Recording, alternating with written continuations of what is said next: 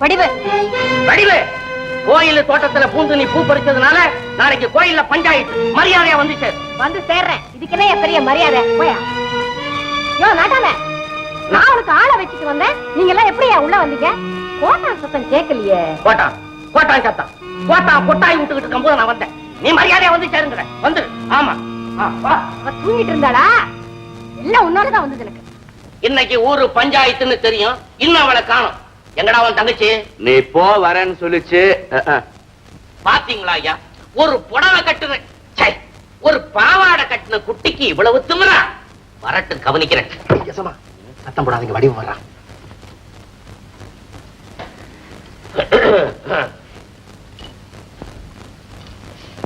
என்ன எல்லாரும் வந்தாச்சா? நீ என்ன நிக்கிற? உட்காரு. கூட பிறந்துட்டல. கூட பிறந்தது குத்தம்னு யார் சொன்னது? நீ சும்மா உட்காரு. சீக்கிரம் உட்கார்ந்துறப்பா. கேட்க வேண்டியதே சீக்கிரமா கேளுங்க. இப்ப எதுக்காக என்ன இங்க வர சொன்னீங்க? ஏமா, எனக்கு ஒரு சந்தேகம். உன்னை விசாரிக்கிறதுக்கு நாங்கெல்லாம் வந்திருக்கிறோமா, இல்ல எங்களை விசாரிக்க நீ வந்திருக்கிறியா? அப்படி கேளுங்க சமா. அடிச்சா வாய் தொடச்சாப்பல. யோ, இப்ப என்னத்த பெருசா கேட்டு விட்டாருன்னு தாரம் தட்டுறேன். பாரம்மா, எல்லாரையும் இப்படி எடுத்தெறிஞ்சு பேசலாமா? பெண்ணுக்கு அடக்கம்தாம்மா முக்கியம். ஓதுவாரே, உங்க உபதேசத்தை கோயில்ல வச்சுக்கோங்க. இது பஞ்சாயத்து, இங்க பேசணும். நாட்டாம, எனக்கு வேற வேலை இருக்கு. சட்டு புட்டுன்னு காரியத்தை முடிங்க. முடிக்கிறேன். ஆமா, நீ கோயில் தோட்டத்துல பூந்து பூ பறிச்ச குத்தம் தானே? குத்தம்னு நீங்க சொன்ன சார் தான். அதுக்கு என்ன தண்டனை தெரியுமா? உன்னை ஊரை விட்டு ஒதுக்கி வைக்க போறேன். என்ன சொல்ற? இதுதான் நியாயமா? என்ன சாதாரண மனுஷன் வீட்டுல திருடுறதே தப்பு. நீ என்னடா கோயில் தோட்டத்திலே பூந்து திருடி விட்டிய? அப்படியா? போன மாசம் கோயிலுக்கு சொந்தமான தென்னந்தோப்புல தேங்காய் பறிச்சிட்டான்னு தோ உங்க பக்கத்துல உட்கார்ந்து இருக்கானே கந்தசாமி, அவனுக்கு என்ன நியாயம் சொன்னீங்க? 50 ரூபாய் அபராதம் போட்டோம். இப்ப என்ன மட்டும் ஊரை விட்டு ஒதுக்கி வைக்கணும்னு சொல்றீங்களே, ஏன் இந்த ஓர வஞ்சனை? என்ன இருந்தாலும் அவன் ஆம்பளை, நீ பொம்பளை தானே.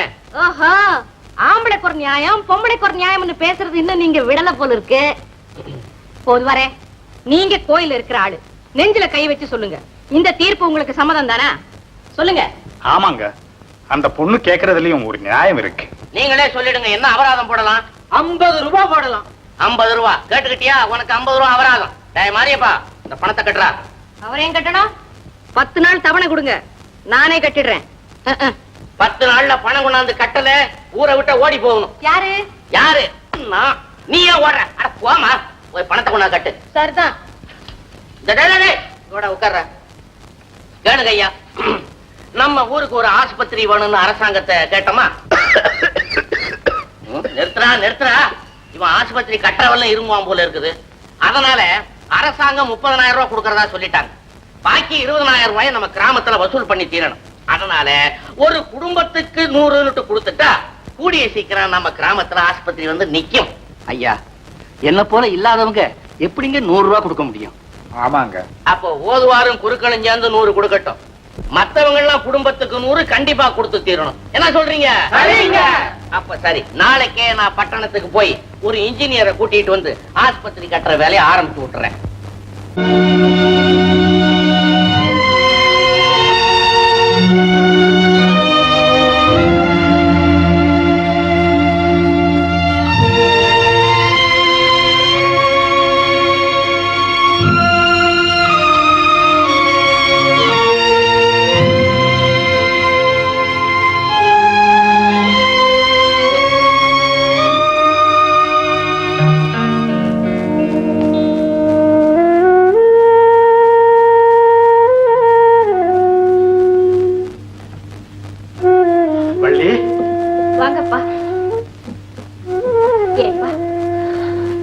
வாரமா பாக்குறேன், ராத்திரி பூரா வீட்டுக்கு வராமே எங்கப்பா போயிட்டு வரீங்க?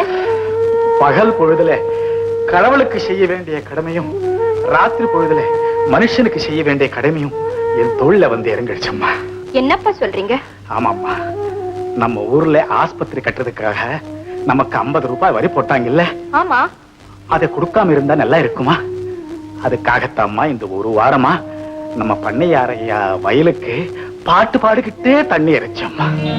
அப்பா, கூலி வேலை செஞ்சு பணம் சேர்க்கிறேன்னு தெரிஞ்சா நீ அனுமதிக்க மாட்டேன்டாம்மா, உங்ககிட்ட சொல்லல. அப்பா, இந்த தள்ளாத வயசுல வயசுக்கும் வாழ்க்கைக்கும் முடிச்சு போடாதம்மா. இது வேற அது வேற.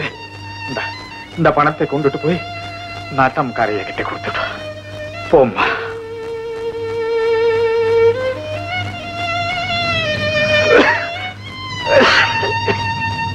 இதுதானுங்க ஹாஸ்பிடல் பிளான். இது நோயாளிங்க உட்கார்ற இடம், இது டாக்டர் ரூம், இது கன்சல்டிங் ரூம்.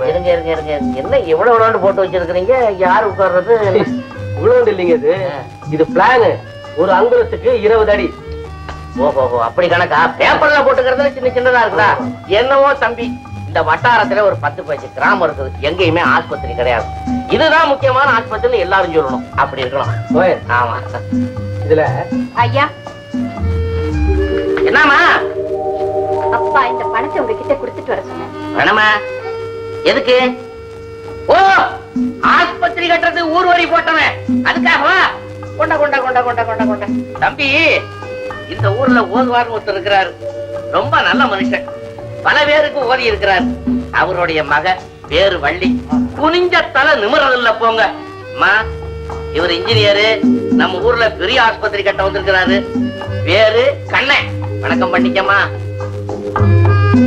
வணக்கங்க. வணக்கம். தம்பி, ஒரு பொண்ணு எப்படி வாழணும் வளரணுங்கிறதுக்கு வள்ளி தான் எடுத்துக்காட்டு. வரேனுங்க. நல்லதம்மா. வரேனுங்க. அப்புறம் தம்பி, நாட்டாமே, நீங்க வந்த? ஏ அவதான் வரணுமா? நான் வரப்படாதா? அவ பணம் கொடுக்கறதுக்கு வந்தா, நானும் அதுக்காகத்தான் வந்தேன். பணத்தை வேணா அப்படி வச்சுட்டு போ. வச்சுட்டு போக வரல, கேட்டுட்டு போக வந்தேன். என்கிட்ட பணம் கேட்டு வாங்கிட்டு போவந்தியா? பணம் யாருக்கு ஏன் வேணும்? பணம் நினைச்சா பணம். அபராதம் கட்டுறதுக்கு 10 நாள் தவணை கேட்டேன்ல, இப்போ அது 10வது போல இருக்கு. இன்னும் ஒரு நாள் வேணும். ஆமா, இந்த ஊருக்கு என்ன நீ பட்டம் மகிழ்ச்சியா? எல்லாரும் அப்படித்தான் சொல்றாங்க. நீ வச்சதுதான் சட்டமா? அதையும் தான் சொல்றாங்க. சொல்லுவாங்க சொல்லுவாங்க. நான் என்ன சொல்றேன் தெரியுமில்ல? குறிப்பிட்ட தவணை போல இங்க பணம் வந்து சேரல, இந்த பட்ட மகிழ்ச்சிய பட்டத்துல வச்சு பறக்க விட்டுடுவாரு இந்த நாட்டாம. யோ நாட்டாமே, பறக்க விட்டுடுவியா? பறக்க விட்டுடுவியா? அதையும் பாத்துறேன். தம்பி, யாருங்க இது? இதுவும் பொண்ணுதான். இந்த கிராமத்திலே அடக்கத்துக்கு ஒரு வள்ளி, அடங்காப்படாரி தனத்துக்கு இந்த வடிவு. இவ பேரை கேட்டா சுத்து வட்டாரத்துல எல்லாருக்கும் தலை சுத்தும். ஆனா நான் என்கிட்ட அதெல்லாம் ஒண்ணும் நடக்காது. பாத்தீங்களா என்ன நான் போடு போட்டு அனுப்புறேன்னு பாத்தீங்களா? பார்த்தேன். சந்தேகம் தீராத வியாதி, அது வந்தாலே தடுமாறும் அறிவென்னும் ஜோதி. வியாதி ஜோதி, பலே பலே அறாத வியாதி ஜோதி.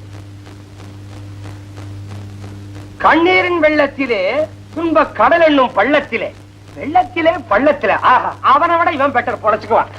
பள்ளத்திலே வெள்ளத்திலே அவளா சொன்னால் இருக்காது. ஆஹா, அவளா சொன்னால் இருக்காது. முனி செத்து. ஐயோ, இந்த 3 படமும் போன வாரம் தானே வெளியாயிருக்குது. 3 பாட்டு எழுதுறவங்களும் உயிரோடு இருக்காங்க. கேஸ் போட்டாங்கன்னா நமக்கு இந்த தகராறே வேணாம். எழுத்தாளர் பொன்னம்பலம் நீதானே? வேலையும் மயிலையும் பார்த்ததுக்கு அப்புறம் நீதான் முருகனான்னு கேட்கற மாதிரி இருக்கு. நீ கேட்கறது இவ்வளவு பெரிய சாவியை போட்டுக்கிற, இவ்வளவு பெரிய பேனா வச்சிருக்க, என்ன பார்த்தா எழுத்தாளர்னு கேட்கற. இதுக்கு மேல எவன் பேனா வச்சிருக்கா? இவ்வளவு பெருசா வச்சு என்ன செய்யற? பெருசா தொடர்கதை எழுத போறேன். சிறுகதைக்கு சின்ன பேனா வச்சிருக்கிறேன். உங்ககிட்ட கதை இருக்கு. ஐ ஆம் சாரி. உங்களுக்கு இங்கிலீஷ் தெரியுமா? பாருங்க, போன வாரம் தான் ஒரு புது இங்கிலீஷ் படம் ரிலீஸ் ஆச்சு. கொட்டாய்க்குள்ள உட்காந்துக்கிட்டு ஒண்ணுமே புரிஞ்சுக்காம சும்மா பெருமைக்காக எல்லாரோட சேர்ந்து நானும் கையை தட்டிட்டேன். நீங்க கொஞ்சம் கூட வந்து அது கதை என்னன்னு விளக்கி சொன்னீங்கன்னா அதை எடுத்துட்டு ஒரு 5-6 கம்பெனி ஏறி இறங்கி 1000 ரூபாய் சம்பாதிச்சுக்குவேன். ஐயோ, ஐ ஆம் சாரின்னு ஒரு வார்த்தை தவிர வேற எதுவும் தெரியாது. சாரிங்கிற ஒரு வார்த்தையை மாத்திரம் ஏன் கத்துக்கிட்ட? போய வழிய போறேன். நீ எழுதிட்டு சாயங்காலமா வரேன். அதுக்குள்ள சேரணும்ன்றியா? யோ, இதுதான் சொல்றது. கதவை திறந்து வச்சு உள்ள ஒண்ணுமே எழுதக்கூடாதுன்னு.